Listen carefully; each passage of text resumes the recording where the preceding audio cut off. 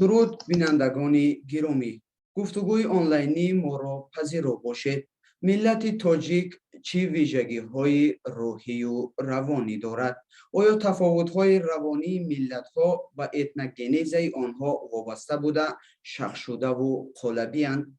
تحولات جمعیتی، علمی، فرهنگی و سیاسی و اقتصادی تا کجا بر روحیه و اراده ملت‌ها تأثیر می‌گذارد؟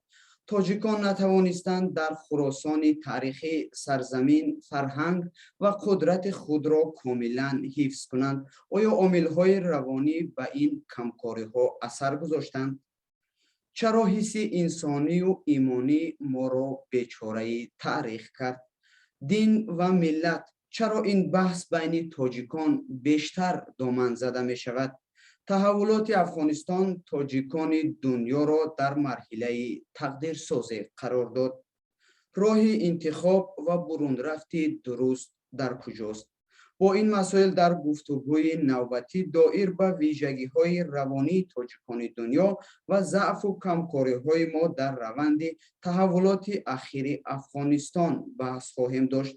برای بحث بیشتر در این موضوع با خود داریم متخصص طب شرق، طبیب روانشناس محمود کبیری که با ما وصل هستند.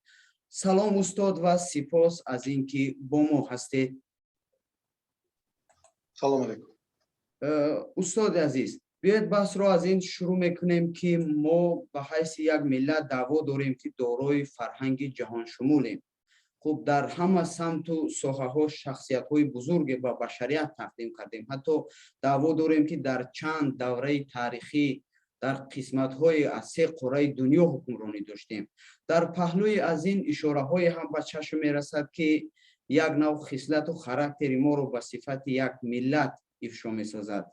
مثلا جای گفته می شود که تاجیکی گردن کشو لشکر گردن شخ و لشکر شکن، یا ترکی تو بریخت خونی تاجیکی کن و سستی کن، تاجیکی بیچاره و سرسان و امثال اینها. و حتی هم گفته می شود که تاجیکان ملتی از همه سرسخت و جبردیده ترین تاریخ هم. خب با نظر داشتی همه این و ناهمواری های تاریخ، شما به حیث یک روانشناس ویژگی های روانی تاجیکان رو چگونه بها می‌دهید و چگونه دریافتید که تاجیکان چگونه یک روحیه و روان دارند؟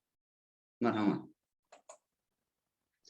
درست قید کردید. البته ما می‌دانیم که روش تاریخ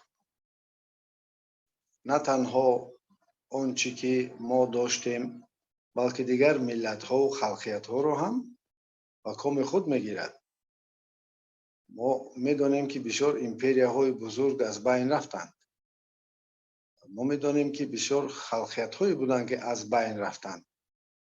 مثلا اگر در مثال بیاریم قوم مصریان فرعونیان که 3000 سال حکمران بودند، ولی وقت و زمان آمد آنها از بین رفتند. چون که این روندهای تاریخی است و نه تنها دنیا، اطراف ما، رستنی ها، حیوانات، انسان، حتی که ملت ها هم در همین روش اِوولوشنی هستند. یعنی تحولات هایی که در عالم می شود از آن جمله به ملت ما هم اثر داشتند. ولی یک چیز رو اینجا باید قید کرد که آن ملتی که به زینه معنویات رسیده است و ما می‌دانیم که یکم زینه انکشافی که ملت ما داشت این زمان آریایی بود و حتی در آن زمان نه تنها امپریاهای بزرگ بلکه پیامبران خدا هم بودند و کتاب‌ها داشتند. یعنی این رسیش انا به همون زینه‌های عالی معنوی هست. و دویم دوره ما میتوانیم بگوییم دوره سامانیان که باز ظهور کرد ملت و به جهانیان بهترین انسان‌ها را، کسانی که هم در علم، هم در فرهنگ، هم در دیگر ساحه‌های گوناگون پیشرفت زیادی نمودند و آنها تکان و جنبش به همین روش‌های تاریخی دادند. اکنون زمان سیوم آمده است. زمان سیوم این زمان است که در آن ما از سر نوع احیا گشتنی ملت خود رو میبینیم و این باز انا همون زینه های پای در هم رو میگذرد. اول این صاحب دولت شدن، ثانی صنعت خود رو جابجا گذاشتن، به علم تکیه کردن و البته فرهنگ خود رو یافتن و آن رو تازه نمودن از چیزهای بیگانه و البته اجتماعیات، سمت اجتماعیات رو ساختن که حالا ما در همین زینه اجتماعیات قرار داریم. بعد این البته باز جهانی شدن، یعنی که ما میدونیم که سینای بزرگ را فرزند شرق میگویند، چون که اون نه تنها در محدودیت یک ملت بلکه و بیرون از مفهوم های مثلا ملی برآمد و به بشریت خدمت کرد. و هفتم زینه این البته زینه معنویات است. برای همین این چیزها تکرار می شوند و یک چیزی خوبی در گویم که ملت ما هست، این انا همون به زینه معنویات رسیدن. نه همه خلق ها می توانند به این درجات برسند، چون که ما می دانیم که چی به شکل فیزیکی گویم مقدار و چی به شکل دیگر صنعت های گوناگون، سمت های گوناگون بسیار دستاورد های خوبی میکنند، ولی زینه معنویات نه همه کس رسیده میتواند و هر کی که به زینه معنویات رسید آن ملت نیست نمیشود. میتوانند او رو جسماً مغلوب کنند، میتوانند که گوییم که از بین برند بسیار چیزها، ولی معنویات بزرگ او یعنی امکان نمیدهد که آن ملت از بین رود، چون که فقط غالبیت در یک دوره، در یک روش میتواند که از کسی باشد که مثلا در این یا آن سمت به قوت باشد، ولی عاقبت معنویات غالب می شود، چرا که معنویات این چیزی است از کیهان، از شعور کیهان. و باز چیزی دیگر رو میخواهم بگویم که حالتهای نهایت مشکل زندگی، حالتهایی که انسان در موقعهایی میزند که در آنجا امکانات زیستش بسیار محدود میشد و عاملهای زیادی به او اثر میرسانند، در همین دوره هستند گنهایی که ارثیت‌هایی که در حالت غیر فعال قرار دارند. انا همین مشکلی ها امکانات میدهند که فعال شوند آن گنها، آن ارثیتی که نابغگی شخصیت یا که ملت رو نشان میدهد. برای این مشکلی هایی که حالا ما میبینیم چه در که حدود یک دولت یا چی در سطح جهانی نسبت این ملت، اینها انا همون گنهای خوابیده رو باز از سر نو بیدار میکنن، چون که عامل‌های بیدار کننده این گنها، این ارثیت ها در اطراف ما زیاد شده است. شما اشاره کردید که شرایط ما رو مجبور میکند که همون گنهای خوابیده بیدار شوند و برای رسیدن به یک مقصد، به یک هدف، به یک دستاورد به ما کمک کنند. ولی حداقل 100 سال اخیر به نظر گیریم ما شکست و ریخت و تهدید و فشارهای کمی نداشتیم به حیث یک ملت در دولت‌های گوناگون، ولی احساس نمی شود که اون گنهای خوابیده ما به ما کمک کرده باشند، ما یک اتحاد به وجود آورده باشیم، یک بیداری ملی کامل به وجود آورده باشیم. چرا استاد؟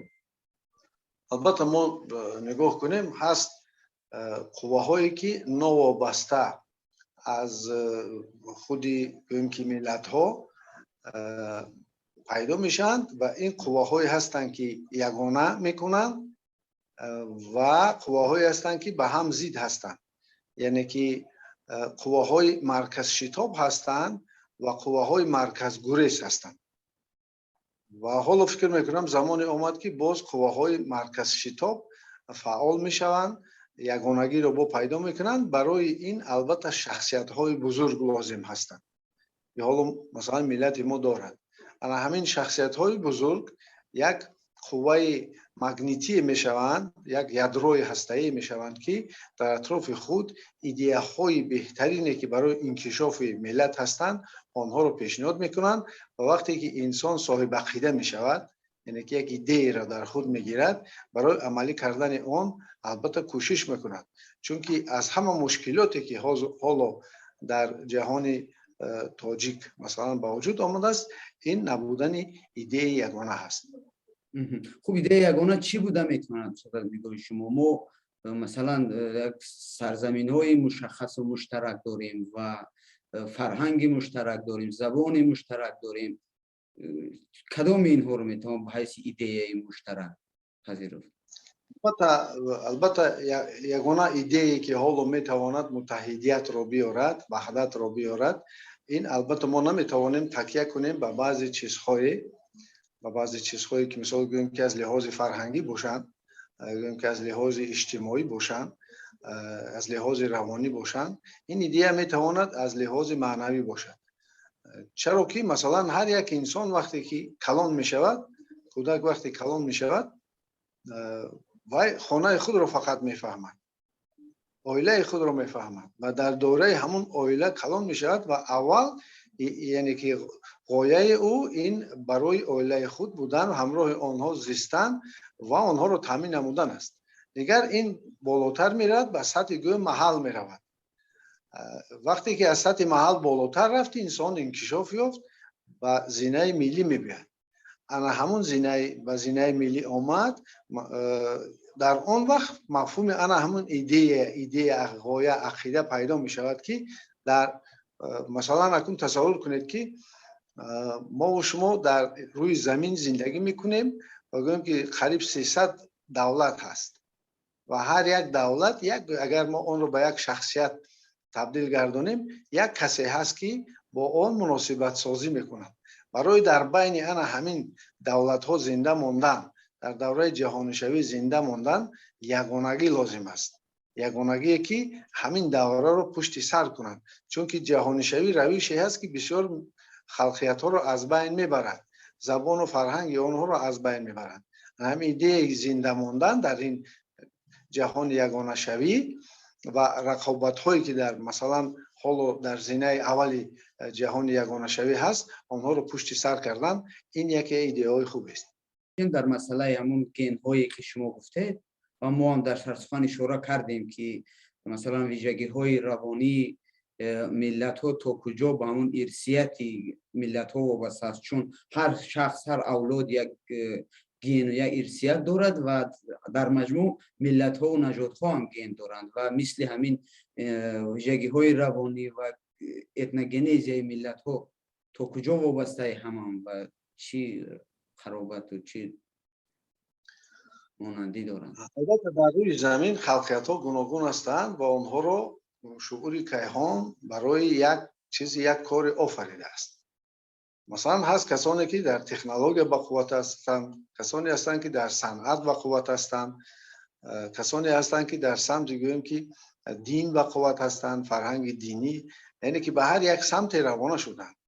ملت ما یعنی که ارثیت ملت ما این زینه معنویات است، یعنی که معلم بودن به بشریت. زینه معنویات همین معنا رو دارد که بسیار چیزهایی که هستند اگر اونها به نظر گرفته نشوند، اون وقت این سببی از بین رفتن گویم کره زمین بشریت شدنش ممکن است.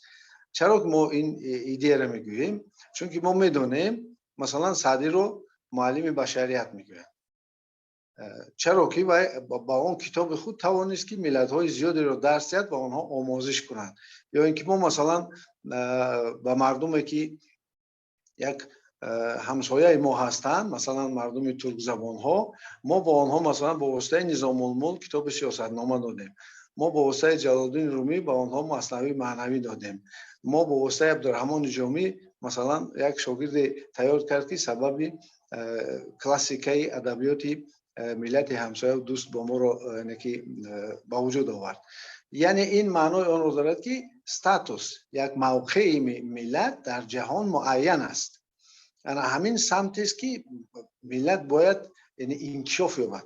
اگر بدون این اگر ما کوشش کنیم، شاید بعضی گن های هستند که آنها شاید در ما هم بیدار شوند. مثلا گن گویم جنگاوری، گن گویم که مثلا شناخت بعضی خصوصیت های شخصیت خود، ولی این خوب است. این البته نقض است، به این هم در این زمان نمیشه، ولی به هر حال ما می توانیم بیدار کردن این گن های خود رو در آن وقت توانیم که ما اگر عامل‌های با آنها اثر کننده رو درک کنیم.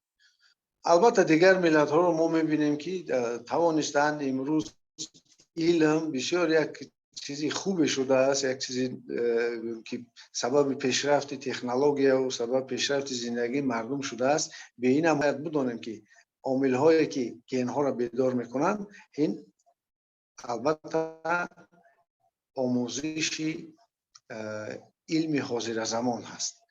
بله بله استاد اجازه دید یک کمتر در همین موضوعی که شما گفتید من یک مسئله دیگر که رو زد پرسم از شما.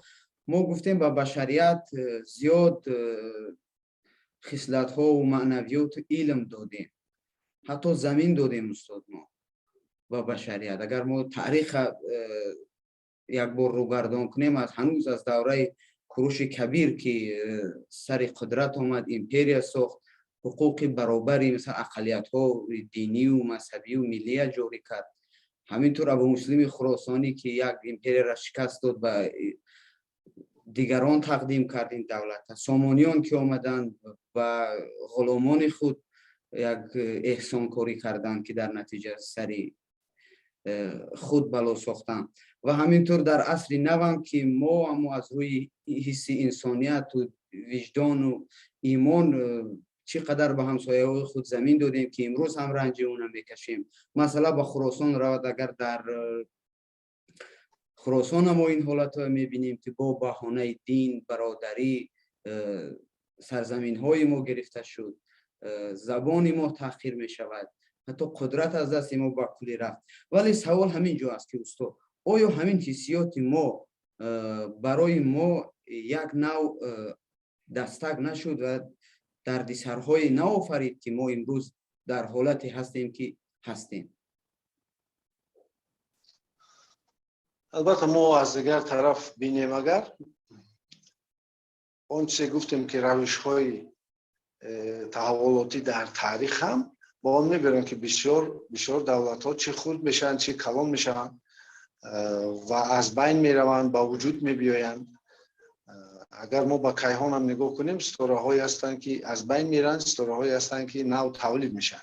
یعنی این یک روش است. ولی اگر با واسطه که تکنولوژی تفکر امروزه اگر فکر کنیم، این روش ها را میتوانست کنترل کرد، اداره کرد. و البته ما اگر حاضر بگوییم که در حالتی که ما اگر این انگیزه تفکر را بیدار کنیم که انا ما این خیلی بریم یا که فلان بعضی کارهای دیگر بود در گذشتمون، که این سببی آن نشد که در مثلا مردم ما بیدار سازند که آن حس ملی را که از دایره قبولی که قانون‌های بشریت بیرون رود. چون که یکی از سبب‌هایی که بسیار وقت ملت‌ها از دست می‌دهند چی سرزمین‌های خود را چی حاکمیت خود را، این آن است که افضلیت خود را نسبت دیگر ملت‌ها نشان می‌دهند. یکی از خطاهای مدهش است. چون که در هر یک خلق و هر یک ملت هست چیزهایی که آنها را اگر کار کرد آنها را میتوانست بیدار کرد، چی زینه معنویات باشد، چی زینه فرهنگ باشد، چی زینه اجتماعیات باشد. ولی در اینجا ما باید یک چیز را به نظر بگیریم. البته یکی از سبب‌هایی که از بین رفتن، از دست دادن انا همین قدرت و همون قوتی که مردم ما داشتن، این البته نبودن ایده یگانه که هم منفعت برای خود ملت باشد و هم منفعت برای بشریت باشد. البته ما از تاریخ بسیار چیزی خوبی میگیریم، ولی حالت واقعی رو حال و بها دادن و از آن خلاصه کردن و آینده خود را ساختن، انا این آن چیزی است که میتواند یک قوه حرکت دهنده مثلا ملی باشد که آن تواند که باز هم ملت زنده ماند و هم ملت باز به بشریت کسانی رو بدهد که سببی مثلا از بین بردنی انا همون کریزیس، انا همون بحران جهانی که در سمت فرهنگ است بشود. یک بحث دیگر هم بعضی از عالمان مخصوصا تاریخ شناسان ما چند پیش و میان گذاشته بودند که از این که ما به تاریخ بسیار لاف میزنیم از گذشته خود، از آن است که ما یک نوع ملت پیر شده ایم، از آینده امید نداریم، بنابراین از تاریخ زیاد یاد میکنیم. در همین مسئله علم چی میگوید؟ آیا امکان دارد که ملت ها کهنه شوند؟